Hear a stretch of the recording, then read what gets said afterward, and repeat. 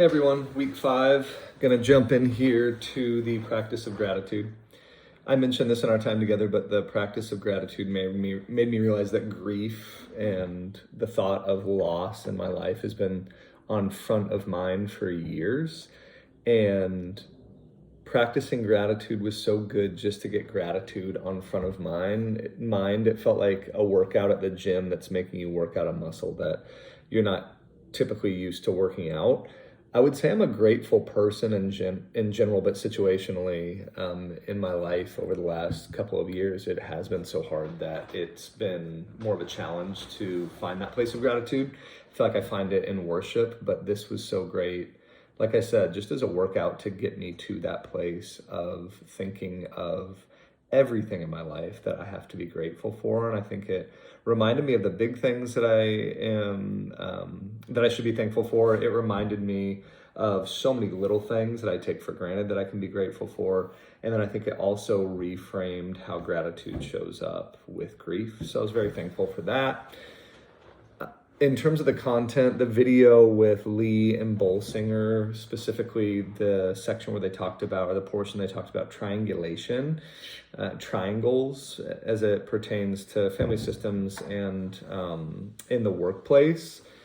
This idea that a triangle is saying, I have a problem with you and it's making me anxious and I could talk to you, but because I feel anxious, I change the subject and talk about something else or somebody else, or I go and talk to somebody else about you.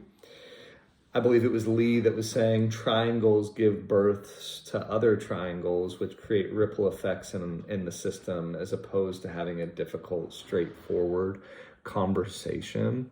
This made me reflect on my own family system, which was very, very non-confrontational. I'll never forget when my parents got divorced. I found out on a Sunday night when I was 14, and I was told by my dad not to tell anybody about his cheating and the fact that they were getting a divorce. And even before that, confrontation was looked at as a negative thing or a bad thing, and you weren't supposed to raise your voice or raise any concerns towards authority in any way, shape, or form.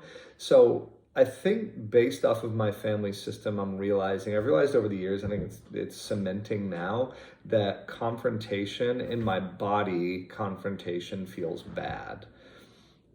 In my mind, confrontation equals an ending, because the first time I saw confrontation between my parents, our family split up and was over. And so over the years, I've become very non-confrontational, and this has been, and I think it will be, a growth area for me in my leadership from now for the rest of my life. I've seen in my leadership and in my relationships at work and in my family and at home over the years that if you don't have the hard conversation now, you'll have harder conversations later. Not having the conversation doesn't make things better. And so I think those are the big learnings that I've had as it pertains to triangles, triangulation, my family of origin or my family of system, and how that shows up in the system of the church. I just thought that quote that they were talking about at the end of Friedman saying clarity is more important than empathy. And as they unpacked that statement, they were saying that clarity actually gives us the ability to truly empathize, because if there's not clarity, there can potentially just be more acting or more faking empathy. So really appreciated all of that. And then the last thing that I really appreciated was just this idea that it's impossible to keep everyone happy. So for a natural codependent people pleaser like me, that was a very helpful thought/quote.